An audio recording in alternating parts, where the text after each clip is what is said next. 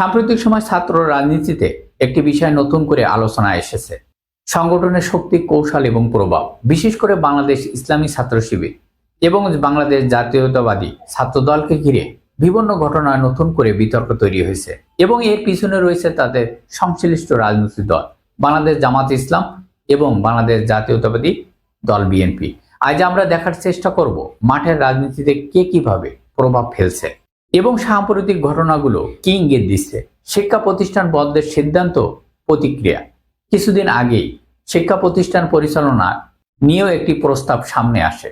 কিছুদিন বন্ধ, কিছুদিন খোলা এবং আংশিক অনলাইন ক্লাস চালু পরিকল্পনা। এই সিদ্ধান্তের বিরুদ্ধে বিভিন্ন মহল থেকে প্রতিক্রিয়া এলেও বিশেষভাবে সরব হয় বাংলাদেশ ইসলামী ছাত্র শিবির। তারা অনলাইন ক্লাসের কার্যকারিতা নিয়েও প্রশ্ন তোলে এবং প্রকাশ্য বিরোধিতা করে।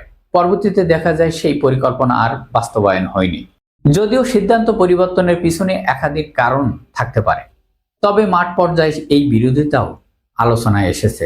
ঢাকা বিশ্ববিদ্যালয় কেন্দ্রীয় উত্তেজনা। এবার আসি ঢাকা ডাকসু বিশ্ববিদ্যালয় এলাকায় ঘটনা প্রবাহে। শাহবাগ এবং ক্যাম্পাস এলাকায় বাংলাদেশ ইসলামী ছাত্র শিবির এবং বাংলাদেশ জাতীয়তাবাদী ছাত্রদল এর মধ্যে উত্তেজনা তৈরি হয়। অভিযোগ রয়েছে পরিস্থিতিকে সংঘর্ষের দিকে নেওয়ার চেষ্টায় ছিল বাংলাদেশ জাতীয়তাবাদী দল বিএনপি এবং তারেক রহমানের রাজনৈতিক অবস্থান আলোচনায় আসে। তবে সংশ্লিষ্ট পক্ষগুলো এ বিষয়ে ভিন্ন ভিন্ন অবস্থান দিয়েছে।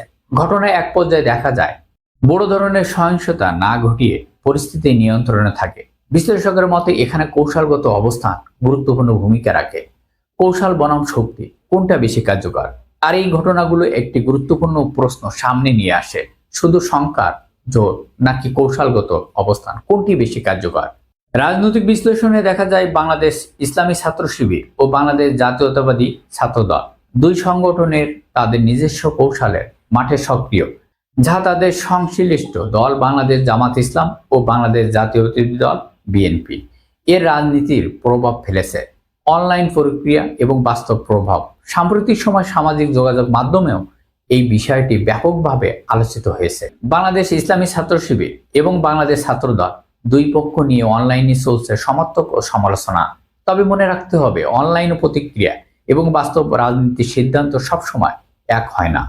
শেষ কথা হলো, ছাত্র শিবিরের কৌশল দেখে তারেক রহমান, সালাউদ্দিন আহমেদ এবং ফখরুল আহমেদ সবাই হতবাক। দর্শক, বাংলাদেশের ছাত্র রাজনীতিতে বাংলাদেশ ইসলামী ছাত্র শিবির এবং বাংলাদেশ জাতীয়তাবাদী ছাত্রদল, বাংলাদেশ জামাত ইসলাম এবং বাংলাদেশ জাতীয়তাবাদী দল বিএনপি এই চারটি শক্তির গুরুত্বপূর্ণ ভূমিকা রাখছে। সাম্প্রতিক ঘটনাগুলো আবারও দেখিয়ে দিয়েছে রাজনীতি শুধু উপস্থিত নয়, কৌশল ও অবস্থান পুরো বিষয়। আগামী দিনে পরিস্থিতি কোন দিকে যায় সেটি এখন দেখার বিষয়। শিবির সেটা প্রমাণ করিয়ে দিল। দেশ এখন শিবিরের দিকে তাকিয়ে কি পদক্ষেপ নেয় সরকার।